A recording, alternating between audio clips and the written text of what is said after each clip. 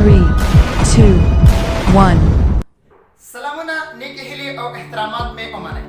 فضل شمالي والیم او تاسو ته ښه راغلاست وایم. نن ورځ به اکټیو وایس اینډ پیسیو وایس بیس یعنی بنیاد شروع کوو. کوشش وکړئ ویډیو تر پایه وګورئ تر څو ډېر څه حاصل کړئ. Voice.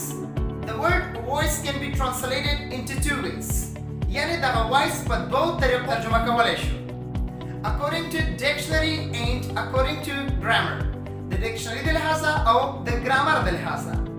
According to dictionary, the word voice means sound. A sound which is made through mouth while we are speaking or singing. د dictionary د لحاظه voice आवाज ته وایي. هغه आवाज ته وایي کوم چې د خولې په واسطه جوړیږي چې کله موږ خبرې کوو او یا سندرې وایو. Voice according to grammar. Voice د grammar د لحاظه. Voice according to grammar is used to show whether the subject is the doer or receiver of an action. Voice د grammar د لحاظه موږ ته راښیي چې آیا کارکوونکی موږ سره subject ده او که object. Voice موږ سره دوه قسمه دي چې active voice ده او passive voice ده د grammar د لحاظه. Active voice. Active voice څه ته وایي؟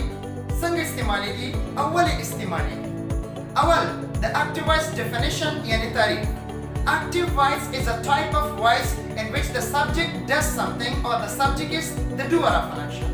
Active voice هغه voice ته وایي چې په دې کې کارکوونکی یعنی subject پکې یو کار ادا کوي، یو کار کوي. لکه Ali teaches English. په دې کې دا English چا ټیچ کړی؟ Ali یعنی subject پکې کار کړی دی. او دا یاد ساتئ چې subject همیشه د verb نه مخکې استعمالیږي. لکه I play cricket. په دې جمله کې موږ سره play verb ده او د verb نه مخکې I subject ده او کار هم subject کړی دی. دا و active voice. او passive voice د دې په خلاف. Passive voice is a sort of voice in which the subject receives something. Passive voice هغه voice ته ویل کېږي چې پکې subject receiver یې یعنې ورسره لاسته راوړي. لکه مخکې ما ویلي چې I play cricket.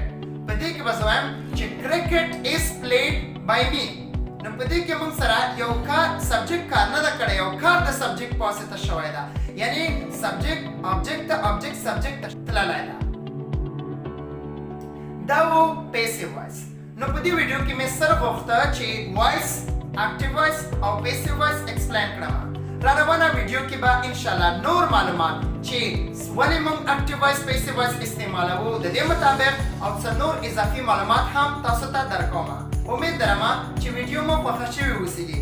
د نورو انګلیسي په پښتو کې ویډیوګانو لپاره زموږ د یوټیوب چینل فضل شمالي وال سبسکرایب او د تابع بټن دباو کړئ.